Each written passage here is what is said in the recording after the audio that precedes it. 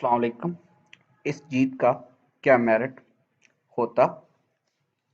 दौड़ के मुकाबलों में फिनिश लाइन से चंद फुट के फासले पर केनिया का एथलीट अब्दुल मतीज सबसे आगे था, मगर उसने समझा कि वो दौड़ जीत चुका है।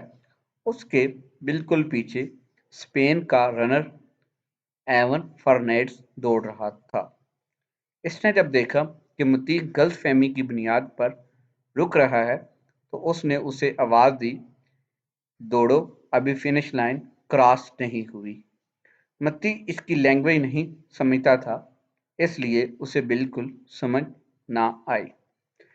ये बेहतरीन मौका था कि फर्नांडिस इससे आगे निकल के दौड़ जीत लेता, मगर उसने अजीब फैसला किया। उसने अब्दुल मतीज को धक्का दे के फिनिश लाइन से पार करवा दिया। तमाशाई स्पोर्ट्समैन स्पिरिट पर दंग रह गए। फर्नांडिस हार के भी हीरो बन चुका था। एक सहाफ़ी ने बाद में फर्नांडिस से पूछा, तुमने ये क्यों किया?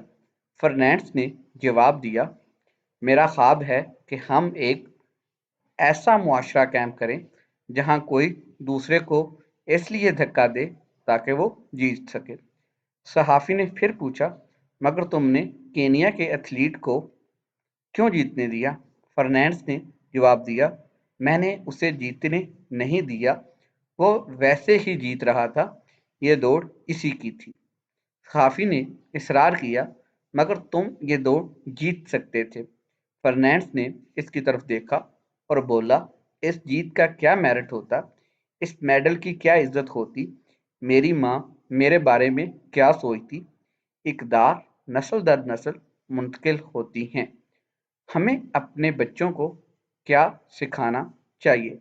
बिलाशुबा ये कि जीतने के लिए कोई भी नाजायज़ तरीका इख्तियार नहीं करना। वो आपकी नज़र में जीत हो सकती है, दुनिया की नज़र में आपको बददियानत के अलावा कोई खिताब नहीं मिलेगा। अल्लाह हाफ़िज़।